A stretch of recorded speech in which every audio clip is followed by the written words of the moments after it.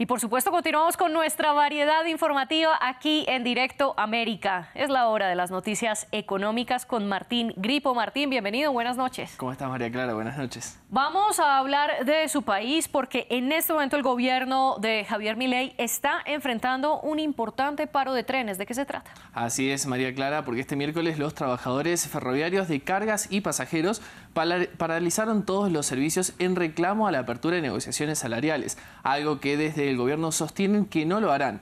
Los usuarios que resultaron perjudicados en mayor medida son los que usan los servicios metropolitanos en Buenos Aires y se calcula que alrededor de 1 millón de personas fueron afectadas. Desde el gremio La Fraternidad aseguran que por la alta inflación y la más reciente devaluación del peso, los trabajadores han perdido alrededor del 50% de su salario en los últimos 3 meses. En tanto, desde el gobierno nacional, liderado por Javier Milei, habían realizado un incremento del 16% a los salarios brutos al comienzo de febrero. Y desde el gobierno aseguraron que buscarán los responsables de este paro para que paguen por las consecuencias.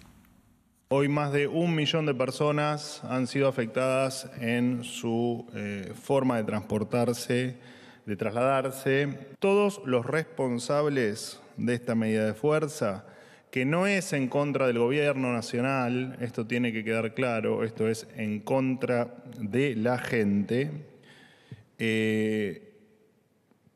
Por supuesto que con todos los responsables se están evaluando las medidas pertinentes para que esto claramente no quede sin responsables y sin consecuencias.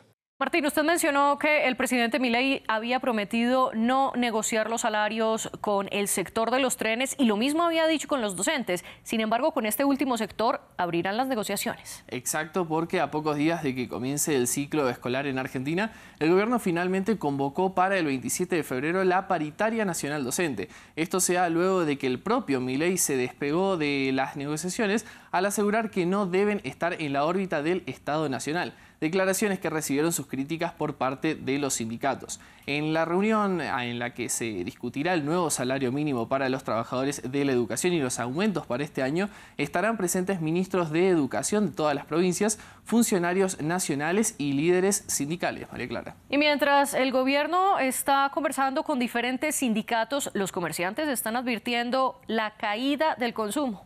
Exacto, y te cuento que de acuerdo al indicador de consumo de la Cámara Argentina de Comercio y Servicios, enero de 2024 registró un retroceso en el consumo del 1,7% con el mismo mes del año anterior.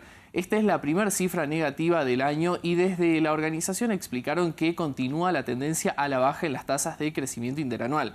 Sin embargo, enero registró un 1,1% más de consumo que diciembre de 2023, pero esto es excepcional debido al periodo de fiestas y de vacaciones. Las noticias también son difíciles para Alemania, donde el gobierno federal habla de una posición desafiante. ¿Por qué?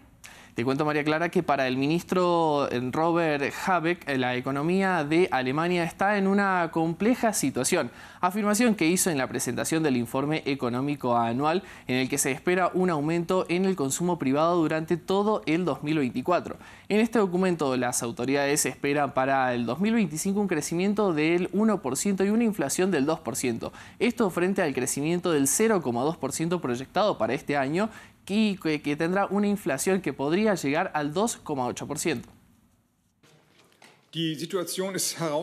La situación es extremadamente desafiante. Debemos hacer más. Debemos abordar reformas y reforzarlas para fortalecer y mantener la competitividad de Alemania en un entorno global totalmente diferente. Pero debemos hacerlo con un enfoque de apoyo mutuo y medidas concretas, tal como hemos superado otros desafíos en los últimos 2 años. Tengo muchas esperanzas de que este informe económico, base de futuros debates, pueda hacer un aporte.